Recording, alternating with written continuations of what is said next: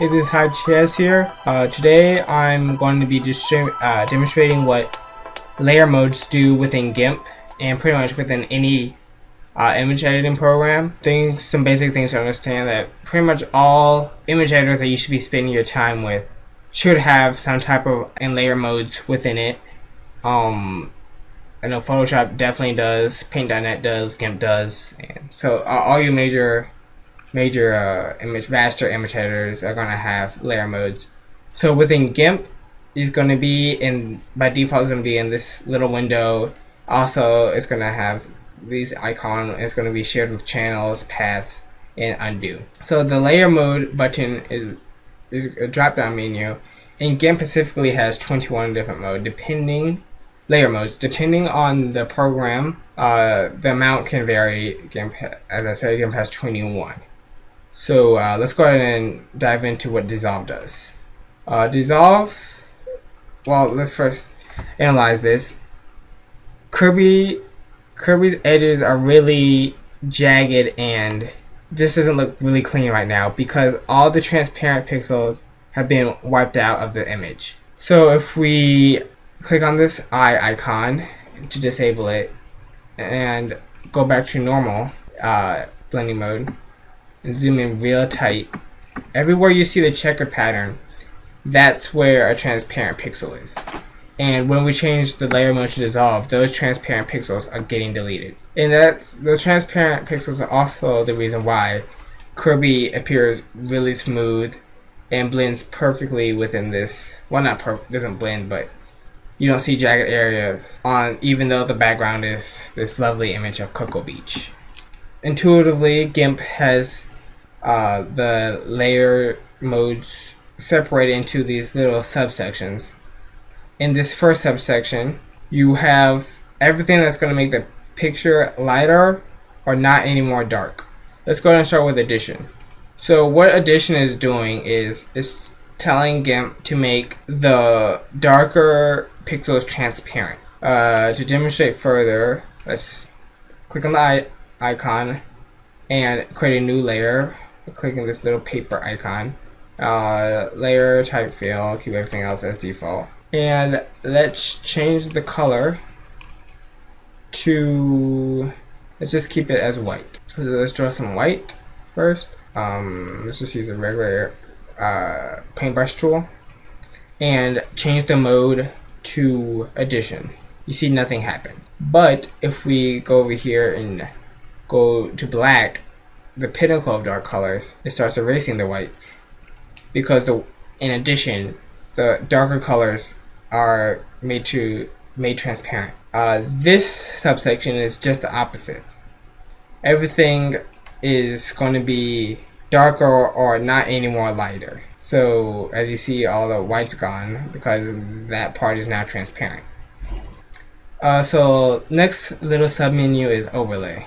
I like to think of overlay as a combination between addition and multiply. That's a TLDR version of it.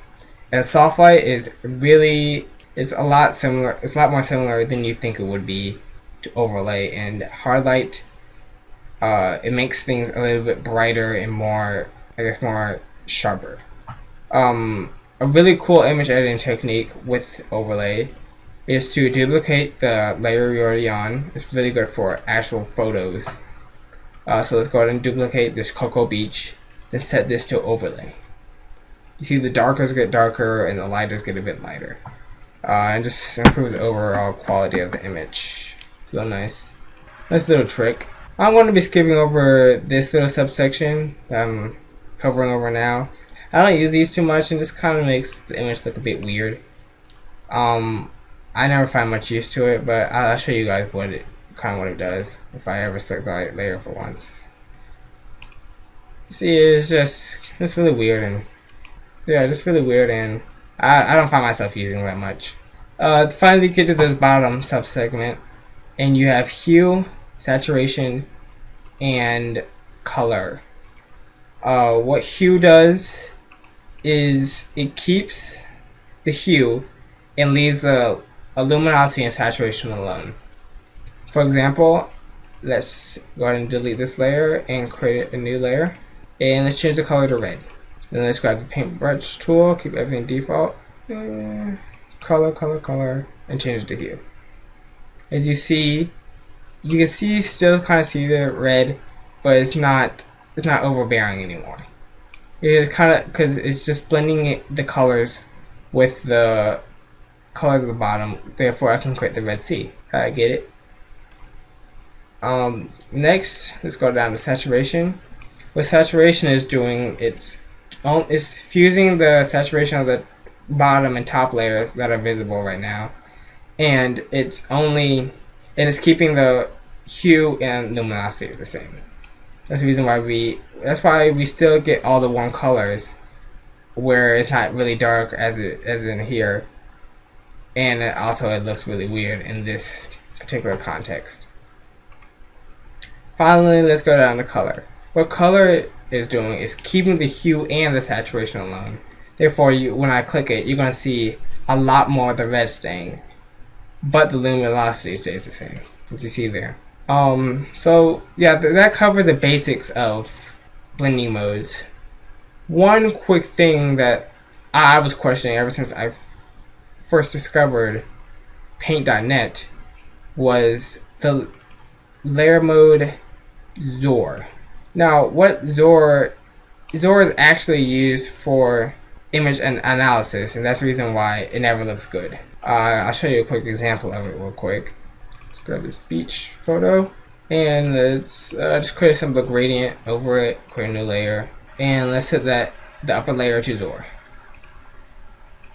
And well, you can obviously see that it was created for analysis. Don't know what type of analysis, but it's definitely not used for image editing.